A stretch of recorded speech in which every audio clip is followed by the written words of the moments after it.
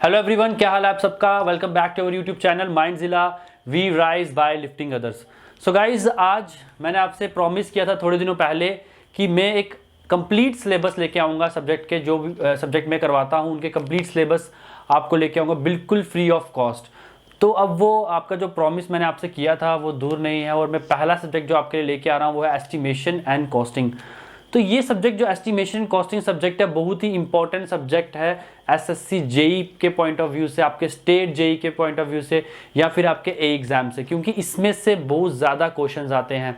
तो 10 से 12 क्वेश्चन इसमें से आपको देखने को मिलते हैं। तो ये सब्जेक्ट ऐसे भी जो बीटेक पढ़ रहे हैं उनके लिए भी बहुत इंपॉर्टेंट है, और जो सिविल इंजीनियरिंग कर चुके हैं और इंटरव्यू देना चाहते हैं आगे कहीं, उनके लिए भी बहुत इंपॉर्टेंट है।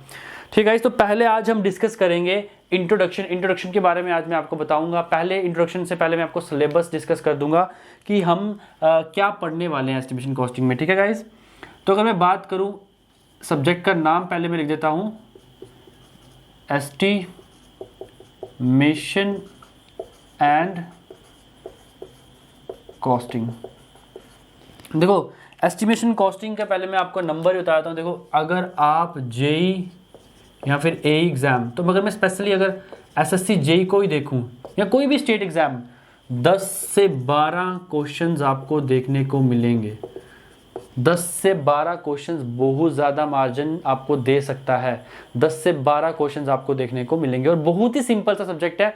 मैं आपको श्योरिटी देता हूँ कि अगर आप जो मैं करवा रहा हूँ उसके नोट्स आप बनाओ और साथ ही साथ इसको रिवाइज भी करोगे, तो आप 10 क्वेश्चन में से 9 क्वेश्चन आप टारगेट कर सकते हो बिल्कुल एक्यूरेट। मैं चैलेंज करता हूँ। क्यों? क्योंकि देखो, 10 क्वेश्चन में से 9 क्वेश्चन आपको जो मैं करवाऊंगा, जो मटेरियल आपको प्रोवाइड करूंगा, वो एक क्वालिटी मटेरियल होगा और उसी में से आपको देखने को मिल जाएंगे। ठीक है गाइज, और जब मैं स्टार्ट करूंगा, जब आप आगे बढ़ोगे तो आपको मैं बताऊंगा, खुद ही बोलोगे सर हमारे जो क्वेश्चन है वो लग रहे हैं। तो गाइज, अब मैं आपको आज जो इसका डिस्कस करूंगा, सबसे पहले मैंने आपको बताया मैं इसका सिलेबस डिस्कस करूंगा। सबसे पहले इसका सिलेबस डिस्कस कर लेते हैं। ठीक है, सिलेबस पे सबसे पहले आता है अपने पास यूनिट 1। ठीक है, यूनिट 1 में अपने पास आता है इंट्रोडक्शन एंड टाइप्स।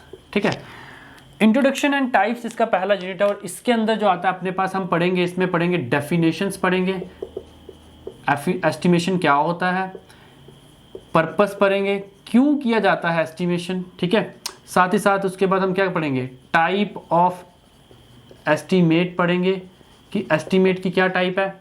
साथ ही साथ हम पढ़ेंगे मेथड ऑफ एस्टिमेट। मेथड होंगे, कुछ जो मेथड होंगे वो पढ़ेंगे।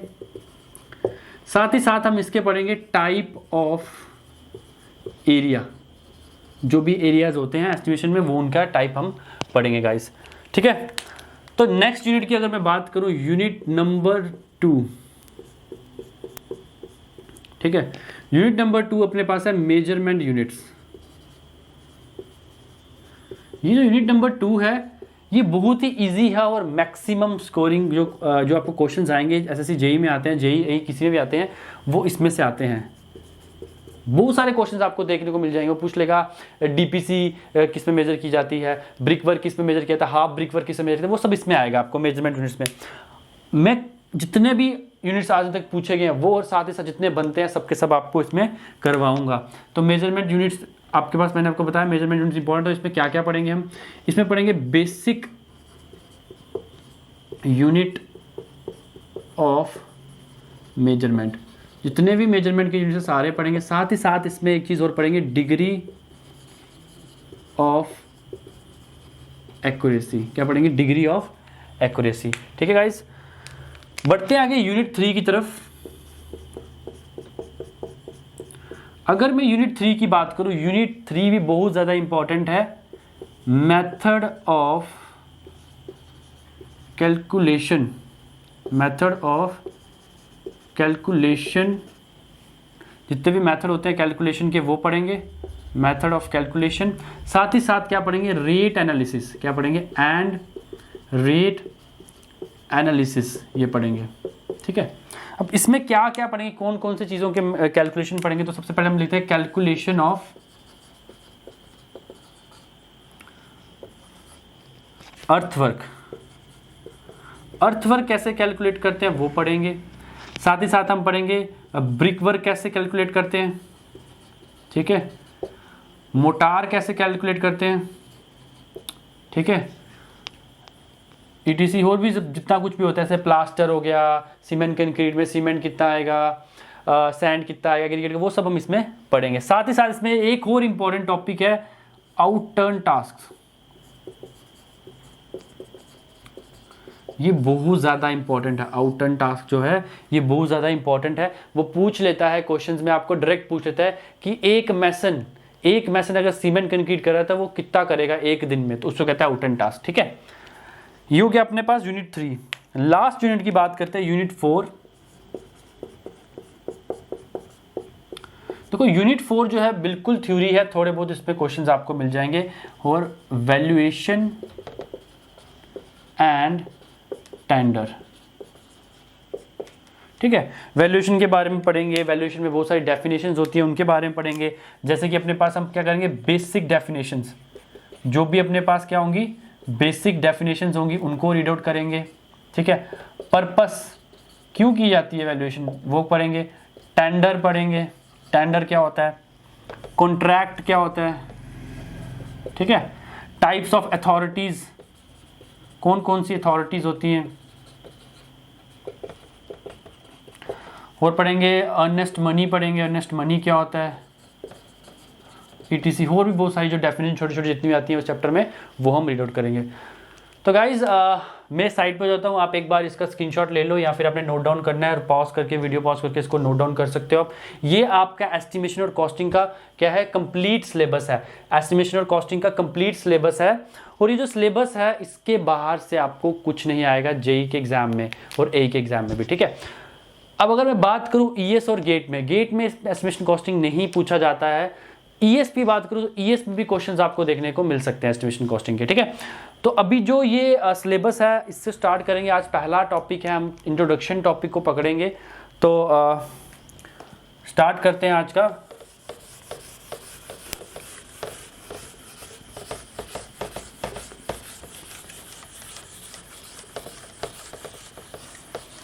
ठीक है, तो गाइज आज यूनिट 1 से स्टार्ट करेंगे हम। यूनिट 1 लिख लेते हैं ऊपर हेडिंग, यूनिट फर्स्ट क्या था, introduction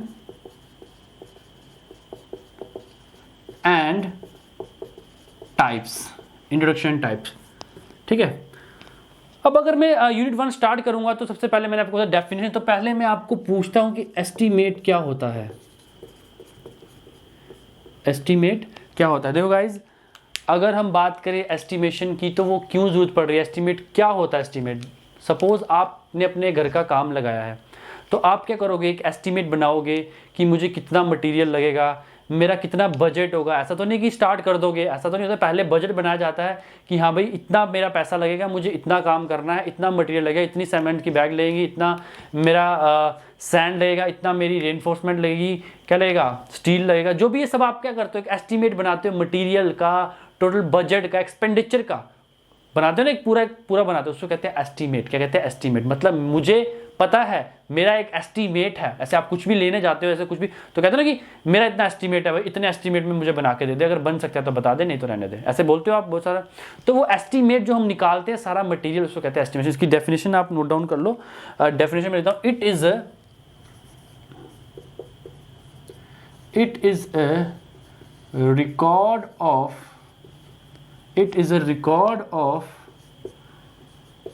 calculation for estimated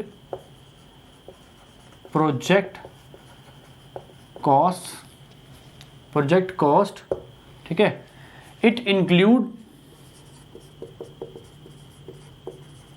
amount of, देखो मैंने आपको बताया क्या करेगा, अमाउंट ऑफ मटीरियल, कितना मटीरियल हम यूज कर रहे हैं, साथ ही साथ क्या, अमाउंट ऑफ मटेरियल के साथ साथ क्या करेंगे भाई, and there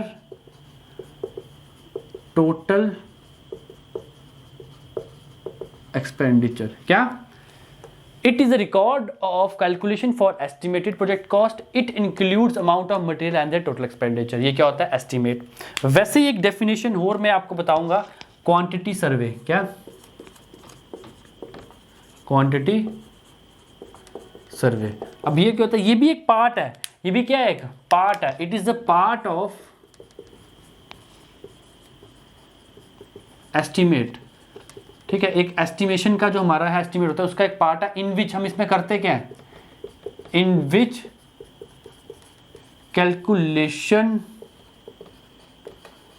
calculation of material is considered.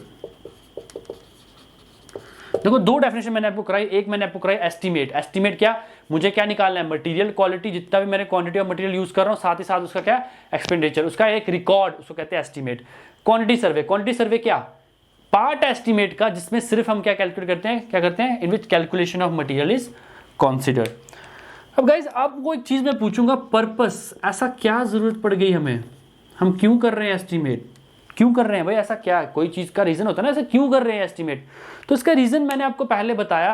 पहला पॉइंट तो मैं यही लिख दूंगा जो आपने सबको मैंने थोड़ी देर पहले बताया कि total expenditure cost.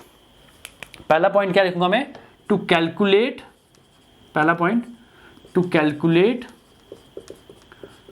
Total expenditure cost. ठीक है, पहला पॉइंट मेरे पास ये आ गया. सेकंड पॉइंट, अब मैंने कॉस्ट भी निकाल दी. अब क्या? अब क्यों कर रही है? क्यों जरूरत पड़ रही है मुझे एस्टिमेशन की? साथ ही साथ क्या? टू कैलकुलेट द एस्टिमेशन, मतलब टाइम कंप्लीशन ऑफ प्रोजेक्ट. मतलब मुझे पता होना चाहिए ना कि मेरा कितने टाइम में कंप्लीट होगा प्रोजेक्ट. वो भी किससे पता लगेगा? अगर मेरे पास एक प्रॉपर एस्टिमेशन होगा. क्या होगा? प्रॉपर. तो मैं लिखूंगा टू कैलकुलेट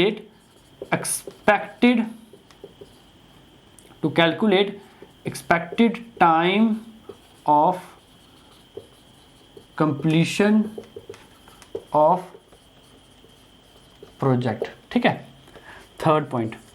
देखो थर्ड पॉइंट में लिखता हूं फॉर वैल्यूएशन ऑफ प्रोजेक्ट. अगर आप देखो, आप एक चीज बताता हूं आपको, जब आप घर में घर का काम लेते हैं, होम लोन के लिए अप्लाई करते हो, तो होम लोन भी लेने जाओगे तो वो क्या करता है? सबसे पहले आपकी बिल्डिंग, आपका जिसके प्रॉपर्टी के अगेंस्ट, जहाँ उस जगह पे जहाँ पे आप घर बना रहे हो, उसका क्या लेता है? पहले एक एस्टिमेट निकालता है, एक वैल्यू निकालता है कि इस प्रॉपर्टी की वैल्यू क्या है मार्केट में, उसका कितना परसेंट देता है वो. 75% आपको क्या देता है? लोन देता है. ऐसा नहीं कि सारा का सारा दे. अगर आपके घर की कीमत 25 लाख, उसका 75% आपको क्या मिलेगा? लोन मिलेगा. तो for valuation of project. Last point एक और लिख देता हूं मैं. लास्ट पॉइंट में क्या आएगा? सपोज मैंने आपको भी बताया, जैसे आपको क्या करना है? एक लोन लेना है फॉर डिपार्टमेंट, जैसे कोई टेंडर अप्लाई करना है या कॉन्ट्रैक्ट करना है, कुछ भी करना है, उसके लिए मुझे क्या निकालना पड़ेगा? एस्टिमेट निकालना ही पड़ेगा. तो लिख देता हूं टू कंप्लीट डिपार्टमेंटल फंक्शंस. जैसे कौन कौन से फंक्शंस? रिलेटेड टू लिख देते हैं, related to tender, contract, comma loan. ठीक है, तो मैंने आपको पर्पस भी बता दिया गाइस. ठीक है, अब नेक्स्ट पढ़ेंगे हम. देखो पहले पढ़ा एस्टिमेट, फिर पढ़ा क्वांटिटी सर्वे, फिर हमने क्या पढ़ा? पर्पस. भाई एस्टिमेशन करने का पर्पस क्या है? ठीक है, तो इसको नोट डाउन कर लो, मैं मिटा रहा हूं. ठीक है, नेक्स्ट हम पढ़ेंगे, ये मैंने छोटा सा आपको क्या दे दिया? एस्टिमेशन का क्या दे दिया? इंट्रोडक्शन दे दिया. क्या दे दिया? इंट्रोडक्शन दे दिया. अगला टॉपिक देखते हैं. अगला अगर मैं बात करूं तो हम पढ़ेंगे types of estimate.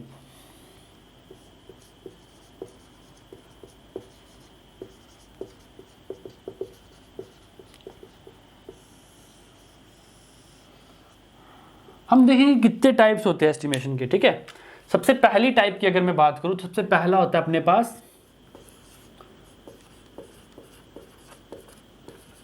Rough estimate. क्या होता है?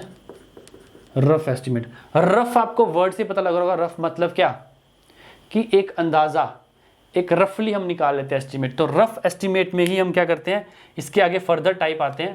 रफ एस्टिमेट के अंदर फर्दर टाइप आता है. नंबर 1 लिख देते हैं, ए करके लिख देते हैं. ए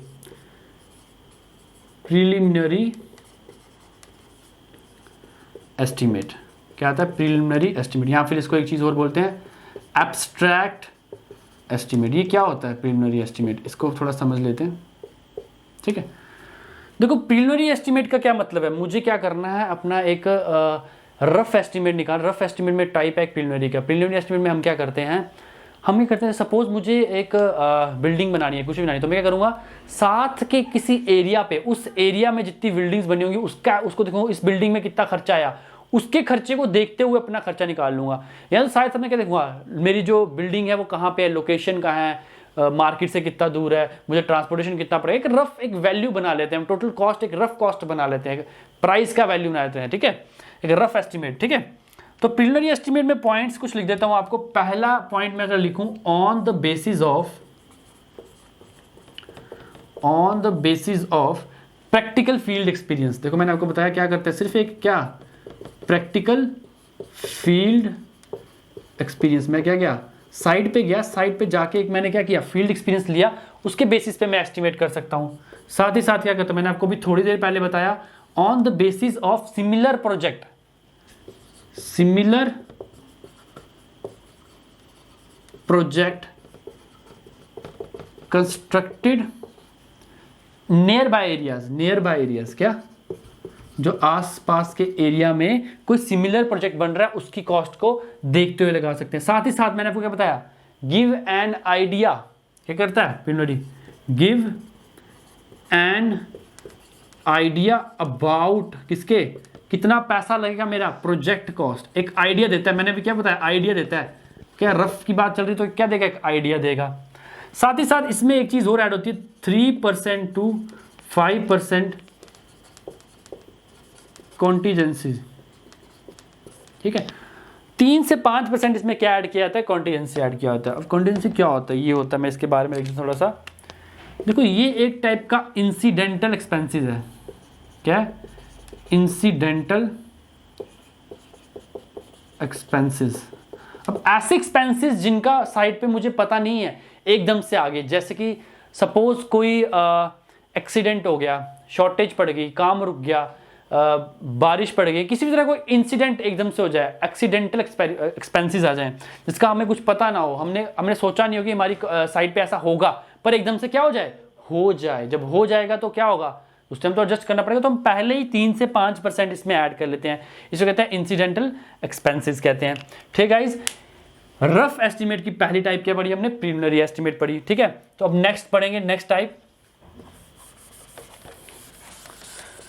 टाइप जो है वो है प्लिंथ एरिया, क्या है, plinth area estimate. Next type क्या है, बी क्या है, प्लिंथ एरिया एस्टिमेट। ये तो आपने सुना होगा। देखो मैं आपको एक चीज बताता हूं, जो प्लिंथ एरिया एस्टिमेट है वो निकाला जाता है on the basis of plinth area of structure. Plinth area क्या होता है, total covered area, total covered area of structure को क्या कहते हैं, प्लिंथ एरिया कहते हैं। और प्लिंथ एरिया में ही हमारी एरिया ऑफ वॉल्स भी इंक्लूडेड होती हैं। तो ये पॉइंट्स में थोड़े से आपको लिखा देता हूं, on the basis of plinth area of structure, ठीक है। अब प्लिंथ एरिया क्या होता है,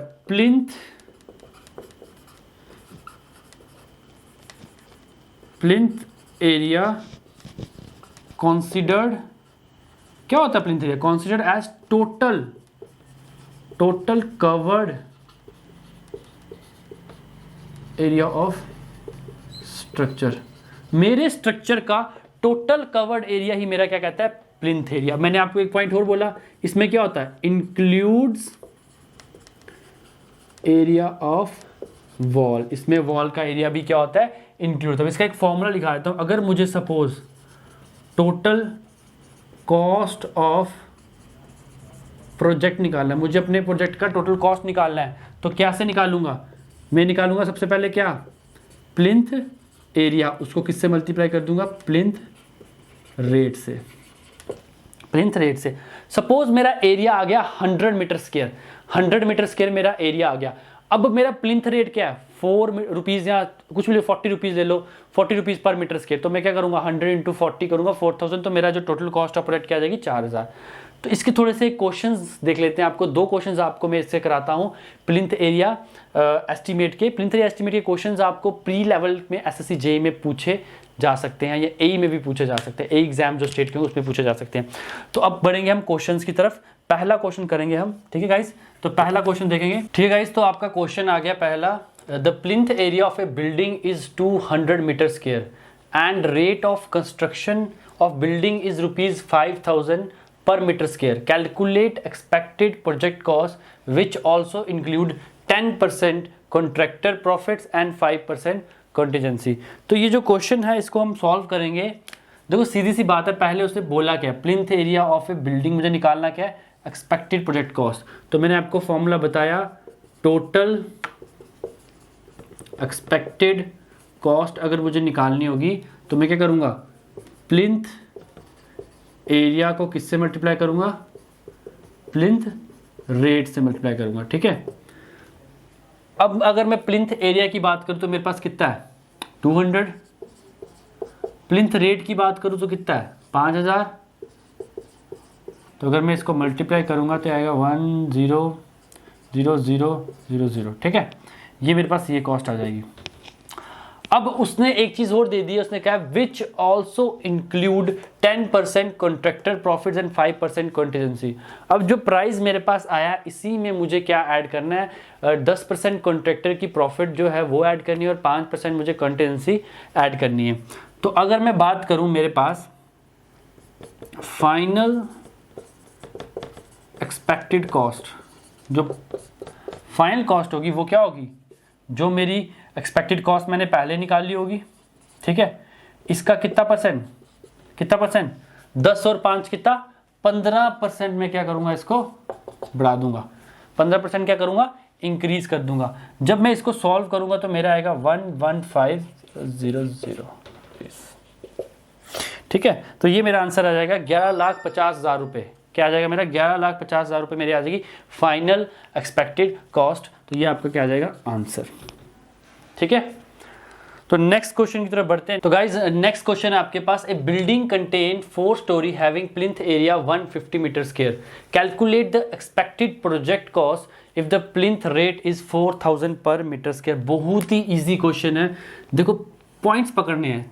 4 स्टोरी बिल्डिंग है, प्लिंथ एरिया 150 मीटर स्क्वायर है, निकालना क्या है प्रोजेक्ट कॉस्ट। अब मुझे पता है मेरी जो टोटल, अगर मुझे क्या निकालना हो, टोटल प्रोजेक्ट कॉस्ट निकालना हो तो फॉर्मूला क्या था, प्लिंथ एरिया था और साथ ही साथ क्या था उसका प्लिंथ रेट। अब मुझे सब कुछ दिया है, बहुत इजी क्वेश्चन, प्लिंथ रेट भी दिया है। अब प्लिंथ एरिया अगर मुझे निकालना है तो यहाँ पे मुझे दिया हुआ है एक स्टोरी का 150 मीटर स्क्वायर, क्या दिया एक स्टोरी का। अगर मुझे 4 स्टोरीज का निकालना होगा, 4 स्टोरीज का निकालना होगा तो मेरा जो प्लिंथ एरिया है, क्या प्लिंथ एरिया ऑफ 4 स्टोरीज कितना आएगा, मैं सीधे मल्टीप्लाई कर लूँगा 150 × 4, कुछ करना ही नहीं है। क्या आएगा 600 मीटर स्क्वायर, अब आएगा आंसर। अब मुझे अगर 600 मीटर स्क्वायर को किससे मल्टीप्लाई करना है, प्लिंथ रेट मेरा क्या है 4000, तो मेरी टोटल कॉस्ट आ जाएगी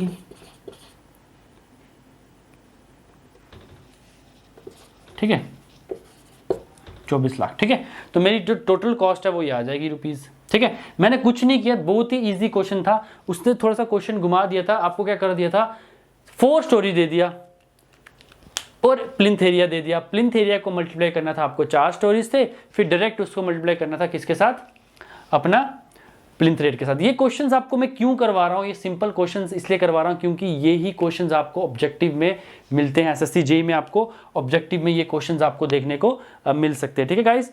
तो नेक्स्ट, अगर हम नेक्स्ट की बात करें, नेक्स्ट की बात करें, नेक्स्ट थर्ड, अभी ए पढ़ रहा हमने प्रिलिमिनरी एस्टीमेट, ठीक है, बी पढ़ा हमने पास क्या प्लिंथ एरिया एस्टीमेट। अब एक थर्ड एस्टीमेट है, थर्ड एस्टीमेट हो रहा है, उसका नाम क्या है, थर्ड एस्टीमेट का नाम है, सी को मैं लिखता हूं क्यूबिक कंटेंट एस्टीमेट। अब जो क्यूबिक कंटेंट एस्टीमेट क्या है, कुछ नहीं है, बहुत ईजी है, सिंपल है। प्लिंथ एरिया को जब मैं हाइट से मल्टीप्लाई कर लूंगा तो क्या आएगा, प्लिंथ एरिया, सपोज एरिया को मैंने किससे मल्टीप्लाई किया, हाइट से मल्टीप्लाई किया, तो क्या आ जाएगा वॉल्यूम। सपोज समझ लो कि एक एक टाइप का मैंने क्या निकालना है, वॉल्यूम निकालना है, और मुझे रेट भी किसका दिया होगा, वॉल्यूम का दिया होगा। दिखाता हूं मैं कैसे।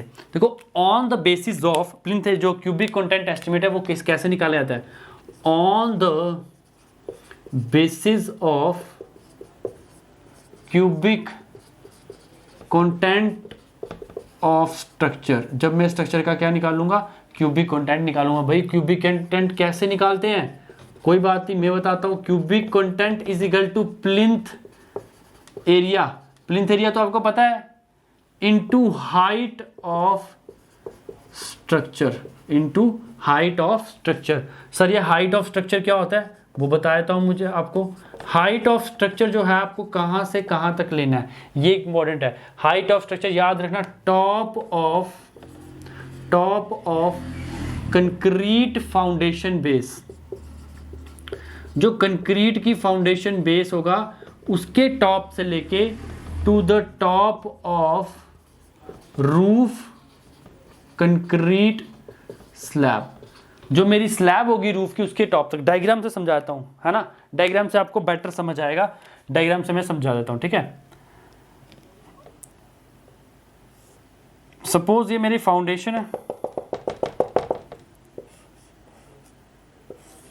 ये वॉल आ गई, यहां पे मेरा ग्राउंड लेवल आ जाएगा, ठीक है। इसके ऊपर क्या आ जाएगा, प्लिंथ आ जाएगा, ये प्लिंथ आ जाएगा। प्लिंथ के ऊपर क्या आएगा, फ्लोर आ जाएगा। मतलब ये मेरा क्या हो गया, फ्लोर लेवल हो गया, ये मेरा क्या हो गया, प्लिंथ लेवल हो गया। अब सपोज ये क्या हो गया मेरा, रूफ लेवल, ये क्या हो गया, फ्लोर लेवल, ठीक है। ये मेरा क्या हो गया, रूफ लेवल, फ्लोर लेवल। अब मेरी जो हाइट है वो कहाँ से जाएगी, कंक्रीट फाउंडेशन बेस, ये मेरा क्या आ जाएगा, एच आ जाएगा। ये मेरा क्या आ जाएगा, ये मेरा क्या आ जाएगा, एच आ जाएगा। अब सर ऐसा है कि अब ये तो हमारी फ्लैट रूफ है, अब सपोज अगर स्लोपिंग रूफ होती, अगर रूफ कैसी हो जाएगी, स्लोप में आ जाएगी, तो क्या करेंगे, तो वो भी दिखा देता हूं।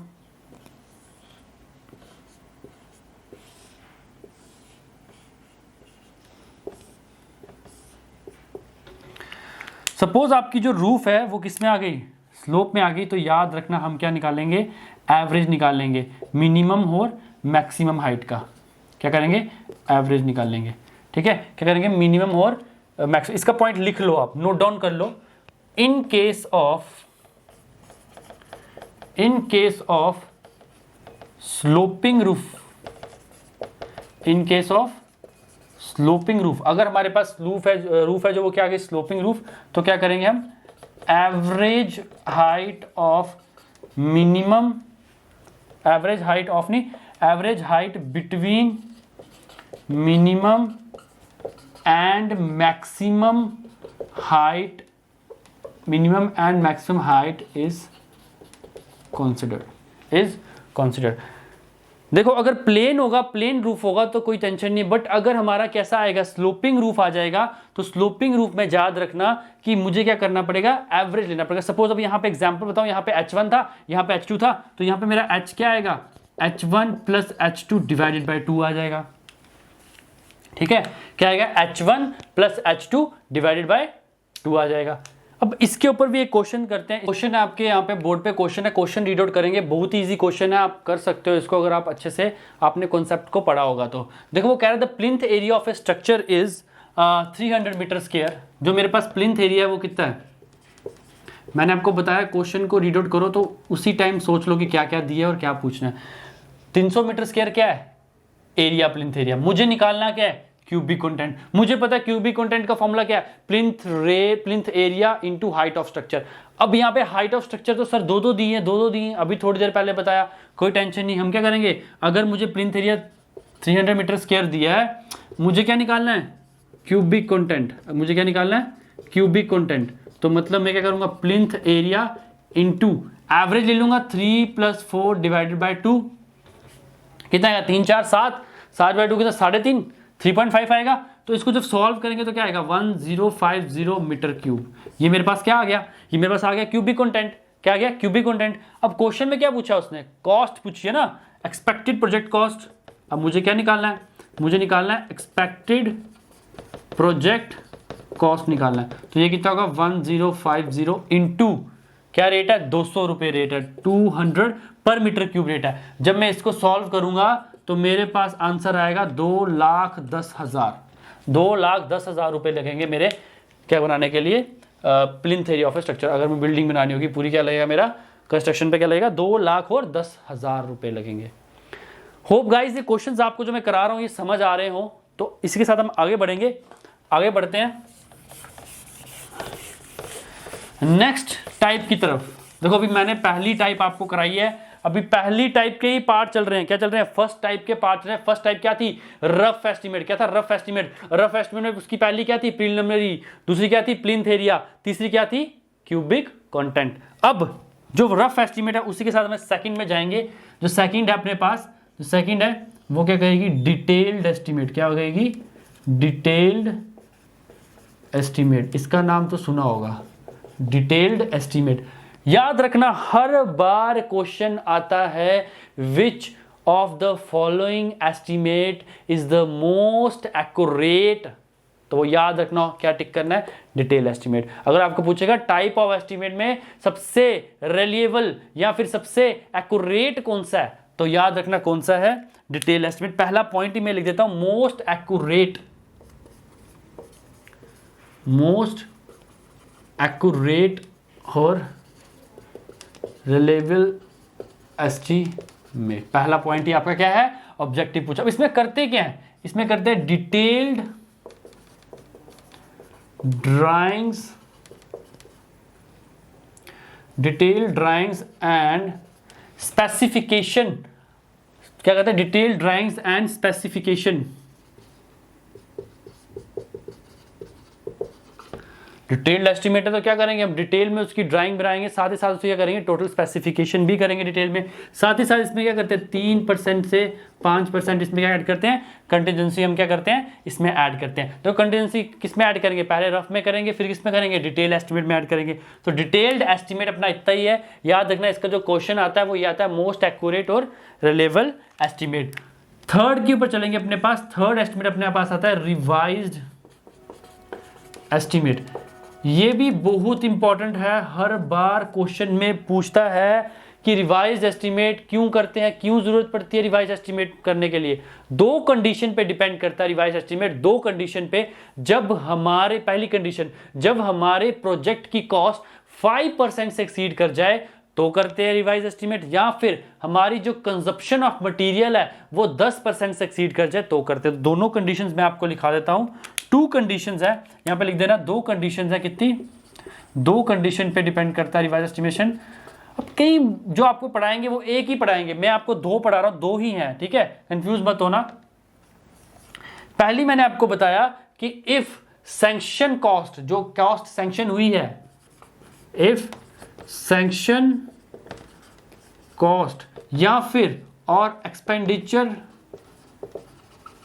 कॉस्ट एक्सीड्स 5%, जो कॉस्ट मुझे सैंक्शन हुई है उस मेरी कॉस्ट से क्या 5% से बढ़ रही है तो मैं करूंगा एस्टिमेट को रिवाइज करूंगा। सेकंड पॉइंट मैंने आपको बताया, if consumption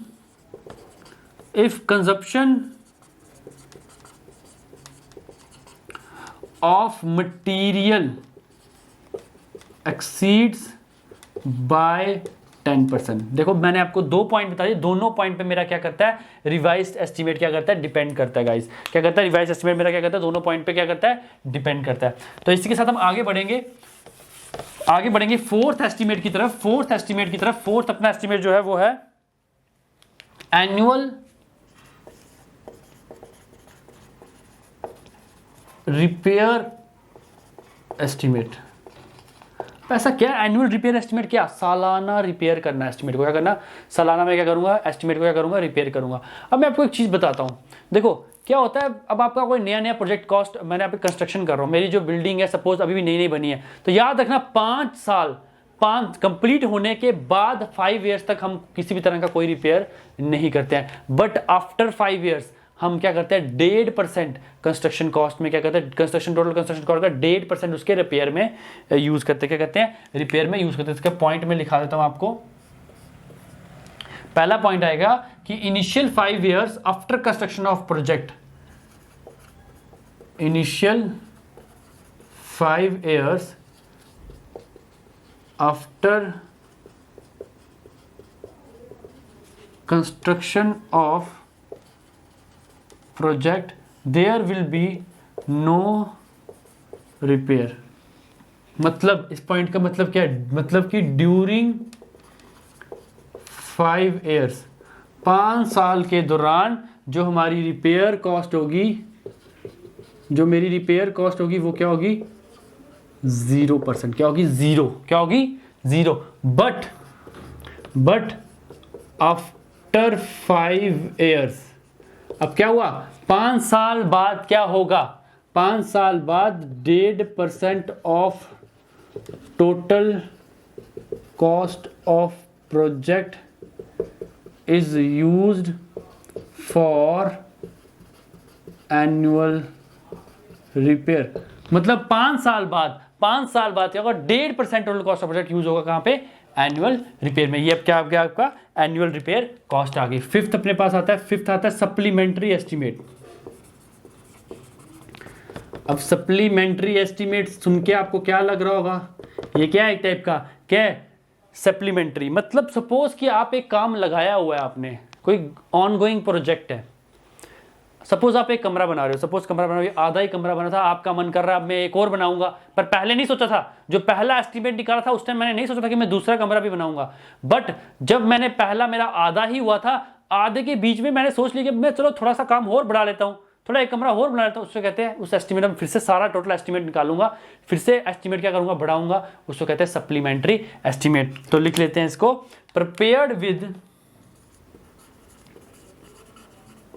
prepared with some additional work is considered along ongoing projects। Last अपने पास आता है, लास्ट टाइप है अपने पास आता है एक्सटेंशन एंड इंप्रूवमेंट। क्या आता है? Extension and improvement. देखो एक्सटेंशन एंड इंप्रूवमेंट क्या है? ये भी सप्लीमेंट्री की तरह ही है, बट डिफरेंस ये है कि पहले क्या था?